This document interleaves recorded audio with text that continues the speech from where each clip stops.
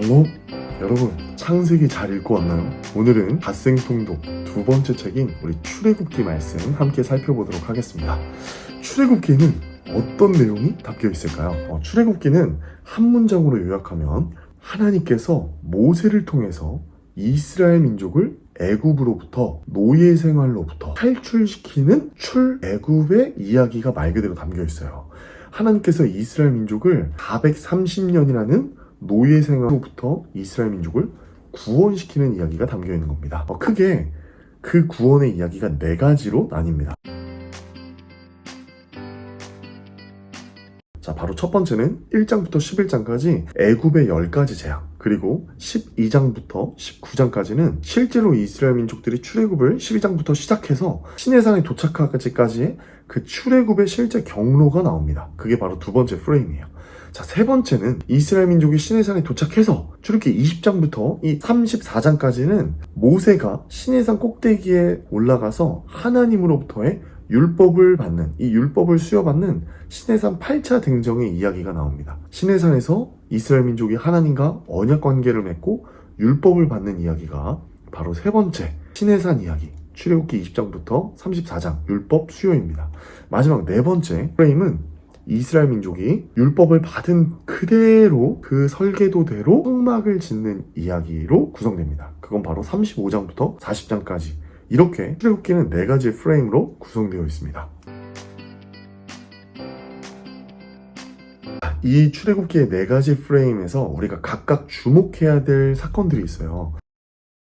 이스라엘 민족과 애굽 사람들이 모두 경험했던 이 애굽의 10가지 재앙들을 하나하나 살펴보면 나일강이 피로 변하는 피재앙, 개구리 재앙, 이재앙, 파리 재앙, 또 계속해서 진행되는 메뚜기 재앙, 흑암 재앙, 돌림병, 공기 재앙, 애굽의 10가지 재앙들은 그 당시에 최강대국이었던 애굽 사람들이 숭배했었던 신입니다. 그런데 하나님께서는 애굽 사람들이 섬기고 있었던 그 신들을 모두 다 멸하시고 파괴하시면서 그들의 신들은 진짜 신이 아니라 창조주 전능하신 하나님이 만든 피조물에 불과했다는 것을 보여주시는 것이죠. 출애굽기 7장 5절에 보면 하나님께서 이렇게 말씀하십니다.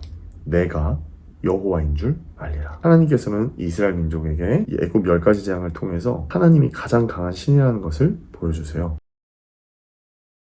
그리고 이스라엘 민족들을 구원하셔서 신의 산으로 부르시고 그들에게 언약을 주십니다. 바로 하나님께서 이스라엘 민족의 하나님이 되시고 그들은 하나님의 백성이 되는 언약 관계를 맺는 것이 이 출애굽기에서 너무나도 중요합니다. 그들이 이미 이 신의 산에 도착했을 때는 외적으로는 이미 애굽에서 탈출했지만 내적으로는 여전히 노예 근성을 가지고 있는 것을 안타까워하시면서 그들의 정체성을 회복시키시기 위해서 그들에게 율법을 주십니다. 자, 그런데 우리가 여기서 오해하지 말아야 될 것이 있어요. 이 율법은 이것은 하고 이것은 하지 말아라, 어떤 투두 리스트, 마치 율법이 울타리와도 같습니다. 그런데 이것은 하나님께서 이스라엘 민족들을 속박하고 제한하고 그 율법에 가두시기 위해서 주시는 것이 아니라 그들을 지키고 보호하기 원하시는 하나님의 마음이 담겨있어요. 그래서 이 율법은요, 우리가 율법을 읽을 때 이것은 우리를 더 가두고 우리를 더욱더 힘들게 하는 것이 아니라 우리를 지키고 보호하기 원하는 하나님의 마음이 있구나 라는 것을 깨달았으면 좋겠고, 이스라엘이 구원받은 하나님의 자녀답게 살도록 큰 가치를 주신 거예요. 그래서 이 율법을 자세히 잘 읽어보면요, 결국에는 하나님께서 이스라엘 향한 하나님의 그 꿈을 알려주십니다. 그리고 그 이스라엘 민족이 노예가 아니라 하나님의 제사장 나라요, 거룩한 백성이요, 하나님의 소유라는 것을 깨닫게 하시면서 이스라엘 정체성을 회복시키시고 하나님의 백성답게 빛과 소금으로 이 세상에서의 삶을 살아갈 수 있도록 가르치시고 깨우치시는 거예요. 언약을 맺으시는 거예요. 이스라엘에게 행하셨던 이 언약은 오늘 출애굽기 말씀을 읽는 우리에게도 하나님께서 주시는 말씀임을 꼭꼭꼭 기억해야 합니다.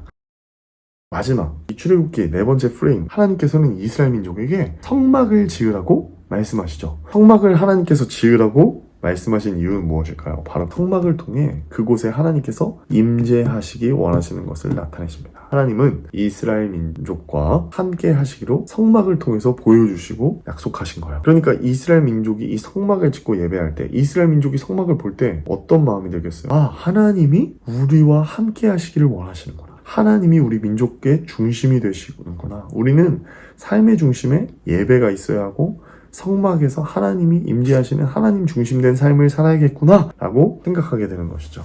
우리가 이 출애굽기 말씀을 통해서 출애굽기 안에 담긴 우리 하나님의 마음을 더욱 알아가는 우리가 됐으면 좋겠습니다. 자, 우리가 출애굽기 말씀을 묵상하기 위해서 묵상을 돕는 질문들을 제공하도록 하겠습니다. 자, 한번 볼까요?